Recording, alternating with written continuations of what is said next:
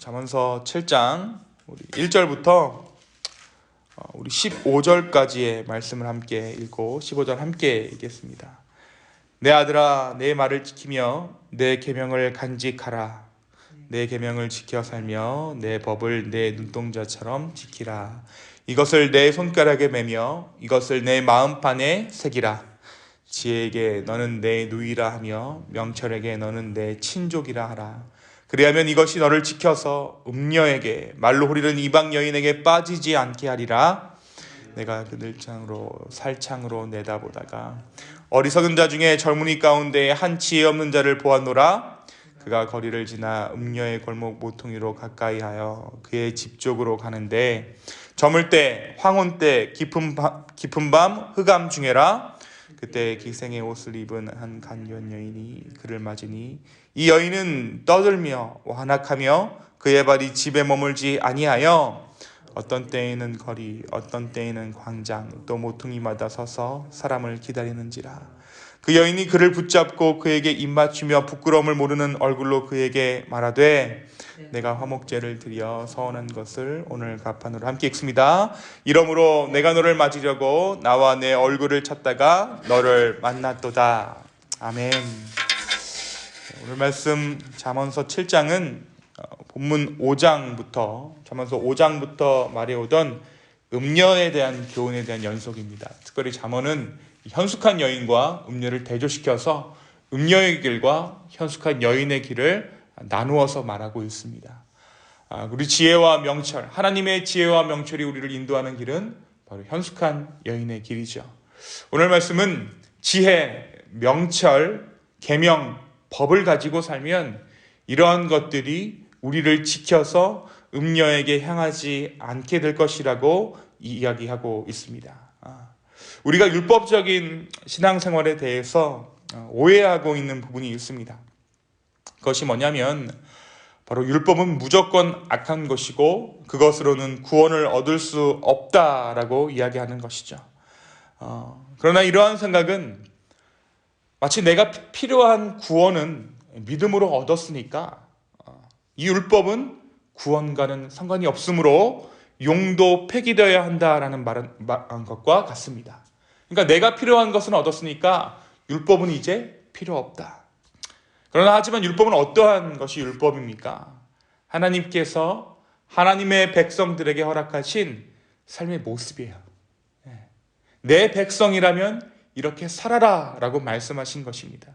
그러니까 구원을 얻기 위해서 율법을 지켜라 라고 말씀하신 것이 아니라 나의 백성이라면 내가 너희의 하나님이 되겠고 너희는 나의 백성이 되리라 약속하신 그 하나님께서 나의 백성은 이렇게 살아야 한다라고 말씀해 주신 것이죠.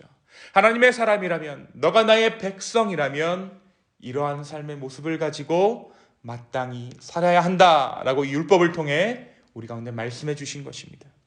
그렇다면 우리는 율법을 지켜야 하는 것일까요? 아니면 용도 폐기해야 하는 것일까요?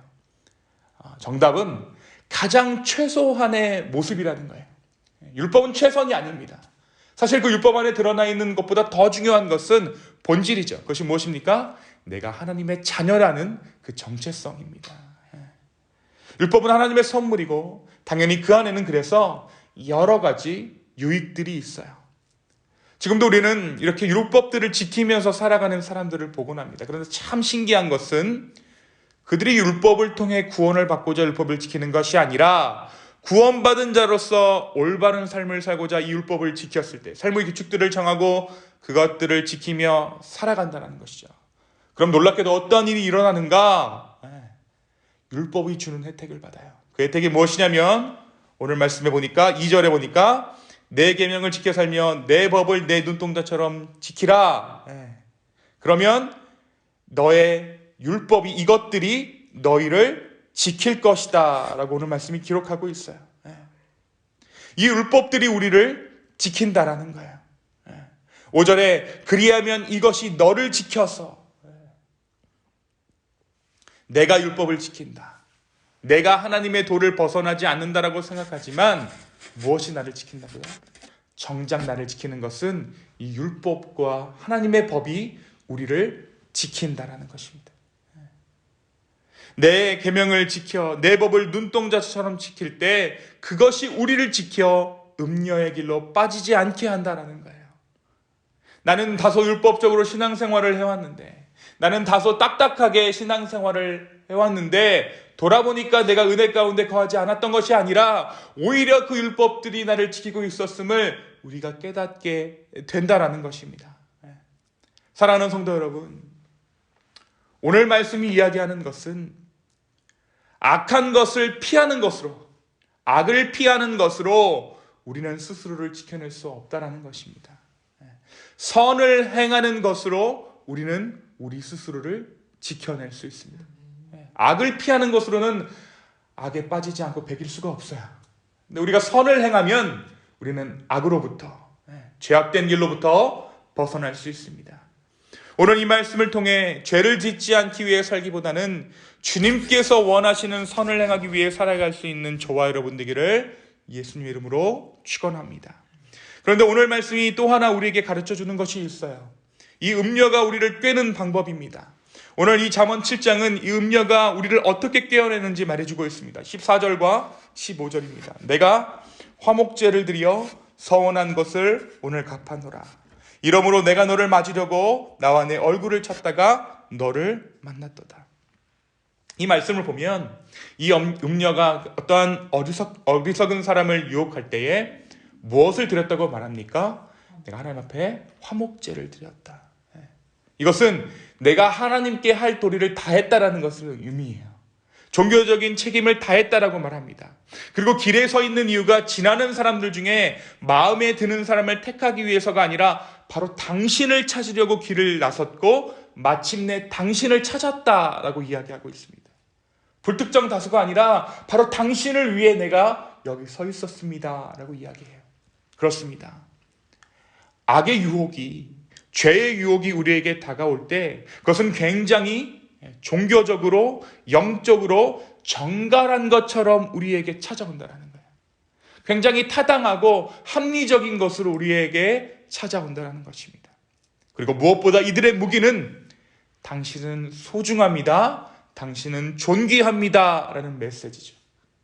여러분, 요즘에 TV를 틀어보십시오. 수많은 매체들 한번 보십시오. 한결같이 무엇이라고 이야기합니까? 당신은 소중합니다, 당신은 존귀합니다, 자신감을 가지십시오, be yourself, 당신 스스로를 찾으십시오 라고 이야기하는 것이 세상이에요. 그렇습니다. 인간은 기본적으로 이런 메시지를 좋아하죠.